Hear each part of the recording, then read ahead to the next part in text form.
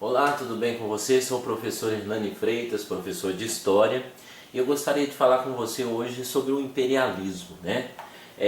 O imperialismo também e neocolonialismo, ele surge na segunda metade do século XIX.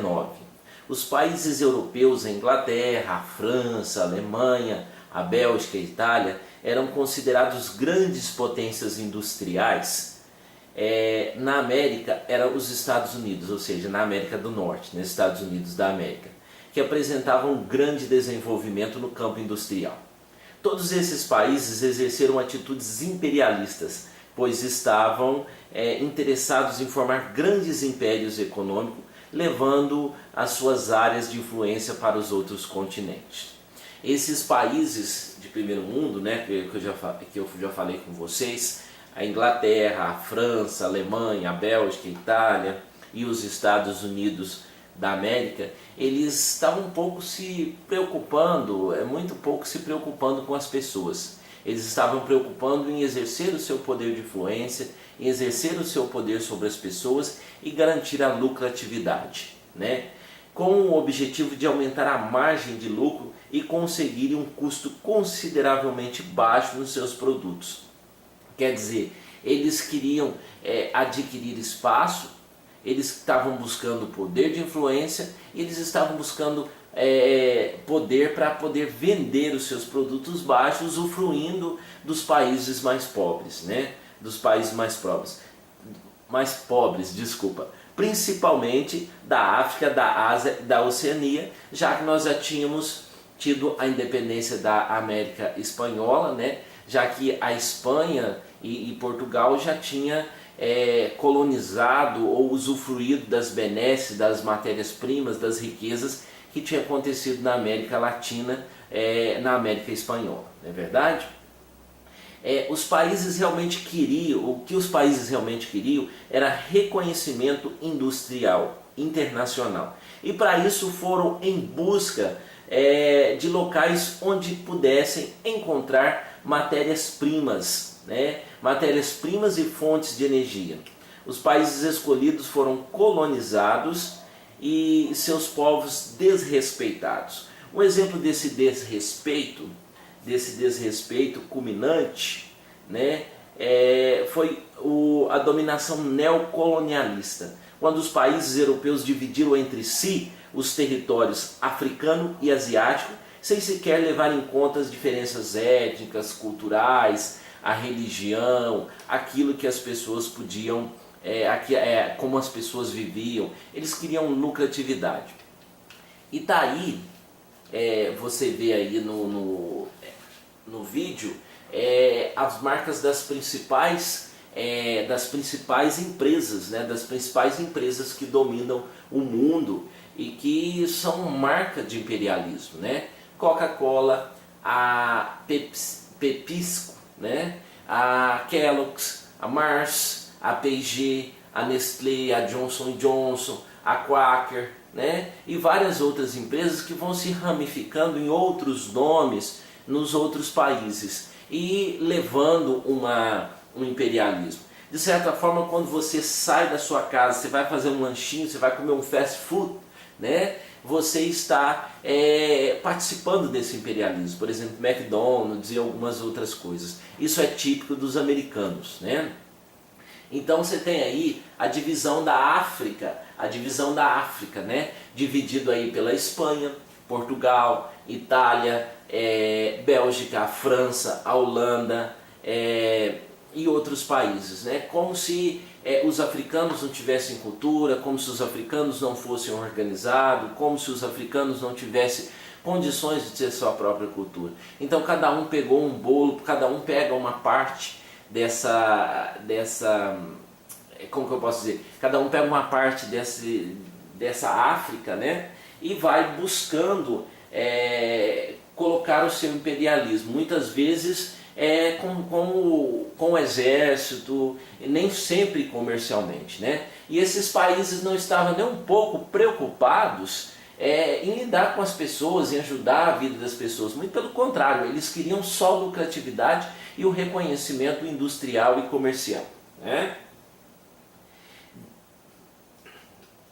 Devido ao fato de possuir os mesmos interesses, os colonizadores lutavam entre si para se sobressair comercialmente. O governo dos Estados Unidos, que já colonizava a América Latina, ao perceber a importância de Cuba no mercado mundial, invadiu o território, que até então era dominado pela Espanha.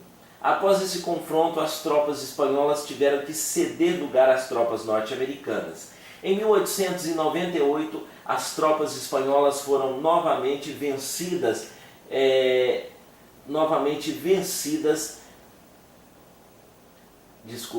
as tropas norte-americanas foram novamente vencidas, né? Desta vez a Espanha teve que ceder as Filipinas e os Estados Unidos. Então, em 1898, as tropas espanholas foram novamente vencidas, cedendo de vez, né, desta vez, as Filipinas aos Estados Unidos, né? Um outro ponto importante que nós devemos estudar é o neocolonialismo, né? Enquanto isso, vamos ver aí a definição do imperialismo. O imperialismo é uma forma política internacional praticada por um Estado que deseja uma expansão territorial e econômica. Formas dessa expansão: a ocupação militar, né? Eles muitas vezes colocavam seus exércitos para chegar nos seus objetivos. A submissão econômica e cultural, quer dizer, os países acabavam ficando dependentes dessas grandes empresas por causa de emprego, por causa de impostos, que eram muito poucos, e por causa da dependência dos seus produtos, o que ocorre hoje, né? O que ocorre hoje muitas vezes nas nossas cidades, nos nossos estados. Os governos ficam dependentes dessas grandes empresas para poder manter os salários dos funcionários, para poder manter suas obrigações fiscais, as responsabilidades com funcionários hoje em dia, né? É o caso de Mariana, em Minas Gerais, que o governo parece não se importar tanto com o que aconteceu lá, né? Aí fica, porque se a empresa que rompeu lá, né, que rompeu em Mariana, for embora, o município de Mariana praticamente fecha suas portas, porque é a grande arrecadadora de impostos lá no município de Mariana, né? Então, quando nós falamos de neocolonialismo, está aí a definição, né? Neocolonialismo é o processo de exploração econômica e dominação política estabelecido pelas potências capitalistas. Quando nós falamos de capital, de capitalismo, nós pensamos em lucro, né? As potências capitalistas emergentes ao longo do século XIX e o início do século XX, que culmina com a partilha da África e da Ásia, e a colonização da África e da Ásia, né? Nós temos aí um pouquinho da definição desse colonialismo europeu, né? A área principal de dominação no século XVI foi a América. Ou seja, os países da América, né? Peru, Bolívia, Chile, Equador, por aí vai. E no século XIX, a África, a Ásia e a Oceania. A fase do capitalismo no século XVI foi o capitalismo mercantilista, capitalismo comercial, né? E o mercantilismo, o neocolonialismo do século XIX foi no século XIX foi o capitalismo financeiro e monopolista, quer dizer, o capitalismo das grandes empresas que buscavam o setor industrial, que buscavam levar grandes lucros, não é verdade? Os patrocinadores, quem patrocinava tudo isso? No século XVI, a burguesia comerciais e os estados metropolitanos europeus. E no século XIX, a burguesia financeira industrial e os estados da Europa, América do Norte, Estados Unidos, né, na América do Norte os Estados Unidos e na Ásia o Japão. Quais os objetivos econômicos nesse período? No século XVI é a garantia de mercado consumidor para a produção econômica europeia, a garantia de exploração de produtos coloniais como artigos tropicais e metais preciosos. No século XIX, a reserva de mercado para a produção industrial, né? Ou seja, a busca de mercado, a garantia de fornecimento de matérias-primas como carvão, ferro, petróleo, metais não ferrosos e o controle dos mercados externos para o investimento de capitais excedentes. Qual a justificativa ideológica para tudo isso? No século XVI, expansão da fé cristã, né? A expansão do cristianismo. Buscava-se então a ideia de que levando o cristianismo tamparia toda essa questão do capitalismo, do lucro e da lucratividade. No século XIX, a missão civilizadora de espalhar o progresso técnico-científico pelo mundo, né? Os europeus achavam que eles estavam civilizando essas regiões, ou seja, o branqueamento, né? A ideia de que o branco europeu tinha que impor a sua cultura, impor as suas decisões e levar a tecnologia, mas por trás de tudo isso estava a lucratividade, que é o intuito do imperialismo, não é verdade? As características do imperialismo, né? Como vocês estão vendo aí, de repente no vídeo não vai ficar tão nítido, mas como vocês estão vendo, a característica do imperialismo é monopolista, é monopolizar. Quer dizer, a concentração em grandes empresas com milhares de operários, né? Com o monopólio acaba por surgir disputas entre as potências, originando guerras e disputas imperialistas. A política econômica dos estados industrializados é aplicada através das empresas internacionais nos países mais pobres, gerando assim a Primeira Guerra Mundial, né? E quem sabe, nós podemos afirmar também, quem sabe a Segunda Guerra Mundial, tudo isso baseado no capitalismo, na lucratividade. Essa característica do monopólio industrial também é notada no setor bancário, fortalecendo o capital financeiro. O setor bancário, nós sabemos que é um dos setores que mais lucra, né? Que trabalha com a especulação, trabalha com seu dinheiro, lucrando em cima disso, não é verdade? Aí nós temos um exemplo do capitalismo, do imperialismo estadunidense, né? O homem começando a andar, a caminhar, o homem se desenvolvendo e no final de tudo isso a fase do fast food, né? A fase da industrialização, quer dizer, o homem passa a ter tudo industrializado, passa a comer somente coisas gordurosas, fast food, refrigerante e outras coisas. Por quê? Porque as grandes empresas querem, né? Então os estadunidenses, os Estados Unidos é um grande imperialista, principalmente da América Latina, né? Tem aquela fase que os Estados Unidos emprestam dinheiro para os países, ou seja, poder de influência. Poder de influência quer dizer, compra a matéria-prima, por exemplo, do Brasil, compra a matéria-prima e vende para nós industrialização. Compra a matéria-prima do Brasil e vende para nós os produtos industrializados, muitas vezes bem mais caro, ou lucrando 10 vezes ou mais vezes em cima dos nossos produtos, da nossa matéria-prima, não é verdade? Então, o imperialismo, a Revolução Industrial, nós temos a Revolução Industrial que surge na Inglaterra ou na Grã-Bretanha no século XVIII, né? E o capitalismo tem como característica o surgimento das crises cíclicas, ou seja, a superprodução. Além da busca de novos locais, quer dizer, porque a superprodução produzem demais e eles têm que buscar novos locais para consumir esses produtos, né? Aplicação de capital, o aparecimento do capital financeiro, né? A busca de matérias-primas em maior quantidade e menor preço. Com esse objetivo acentua-se as regiões ainda não controladas pelo capitalismo, não é verdade? Estimula a divulgação do liberalismo econômico, influenciando a independência da América Latina. Nesse caso, a ideia de independência apresenta-se como forma de reorganização do mercado mundial, principalmente nos aspectos relacionados ao fornecimento de matéria-prima. Essa independência da América Latina, os crioulos, né, tomaram o poder, ficaram independentes, o São Martin, o Simão Bolívar, mas muitas vezes esses países ainda continuaram sendo, por muito tempo e até hoje, dominados por uma elite agrária, uma elite latifundiária, uma elite política, que domina a desigualdade social. Nós temos exemplo disso no próprio Brasil. Nós temos uma elite política que não governa bem e a concentração de renda nas mãos de poucas pessoas né? E a divisão muito precária de renda nas mãos de muitas pessoas. Por isso nós temos um sistema de desigualdade social dentro do capitalismo, né?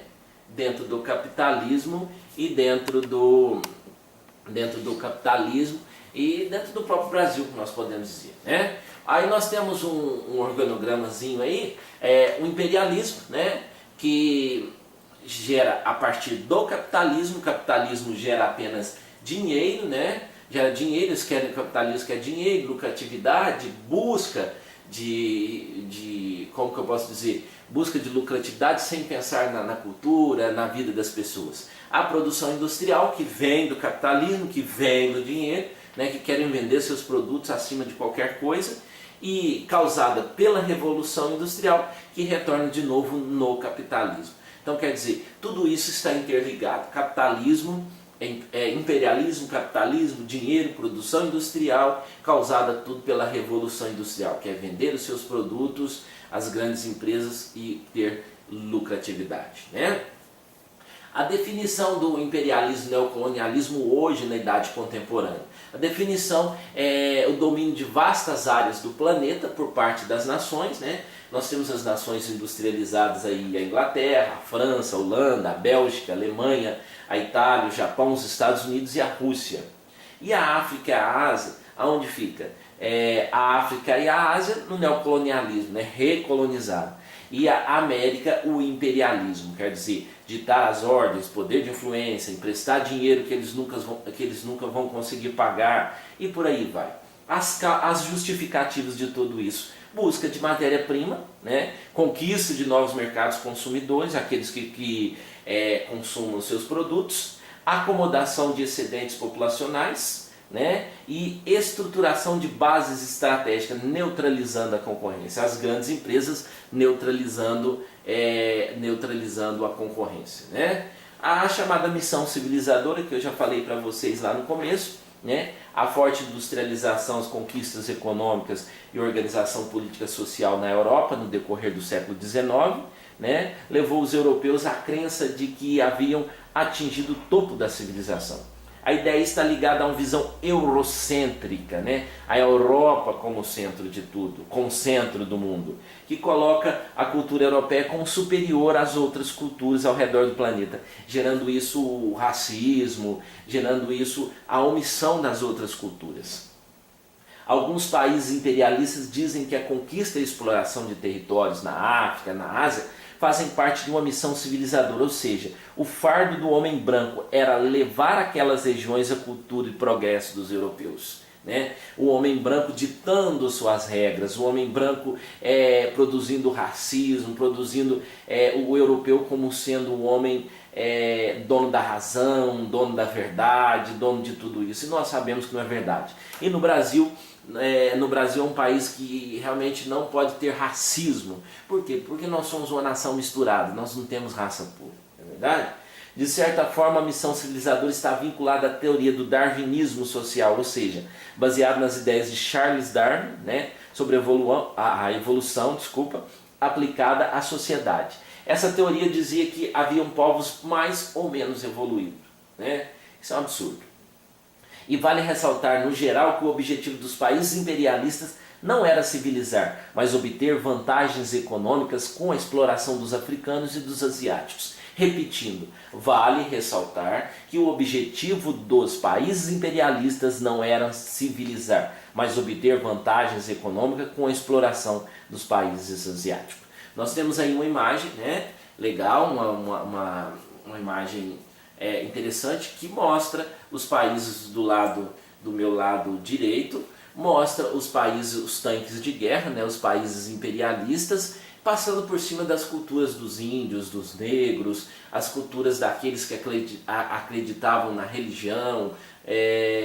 Como se diz, não adiantava nada eles acreditarem que ia ser salvo pela divindade, já que esses países vinham com seus tanques, com as suas armas de guerra, suas tecnologias poderosas, e ou eles não tinham escolha, ou eles faziam o que eles queriam, ou então seriam dizimados, né? Então, o imperialismo do século XIX, ou neocolonialismo, né? As características, as áreas que foram abordadas a África e a Ásia, a liderança burguesia, né? Já falei para vocês isso, mas vamos repetir, a busca de mercado, a chamada segunda revolução industrial, a transferência do excedente populacional, né? Quer dizer, a população vai aumentando, então vamos jogar ela para outros lugares, e os europeus chegavam na África, na Ásia, muitas vezes mandando, impondo a sua cultura, o europeu indo para a África e para a Ásia, missão civilizadora, o fardo do homem branco, né? E as principais potências, a Inglaterra e a França. Tratado de Berlim de 1885, os europeus repartem a África e a Ásia, né? O nacionalismo na Ásia, né? A Índia, a China, a Guerra do Ópio, a Inglaterra, Hong Kong, né? O Japão, a modernização, e os Estados Unidos, a dominação econômica na América Latina, o Big Stick, né? De Roosevelt. O imperialismo está aí, o imperialismo norte-americano, né? As ações recém-independentes da América do Sul e da América Central tentavam esquivar a dominação inglesa e acabavam contando com o apoio norte-americano, o que acabou resultando em uma dominação econômica durante o século XX. Os Estados Unidos ajudavam militarmente, ajudavam com dinheiro as nações que queriam esquivar do poder europeu, e pelo contrário, por outro lado, os Estados Unidos exerciam um poder de influência, um poder financeiro dependente, né, de alguns países, por exemplo, latino-americanos, que dependeu ou depende até hoje do dinheiro americano, dos grandes empréstimos feitos pelos Estados Unidos da América, né? Nós temos aí um iceberg, né, um exemplo aí de um iceberg. O que mostra nesse iceberg, né? Muita gente vai falar, o professor está querendo falar sobre que o terrorismo é muito menor do que o imperialismo. Muito bem, é isso mesmo. Não que o terrorismo seja algo legal, que o terrorismo tenha que acontecer.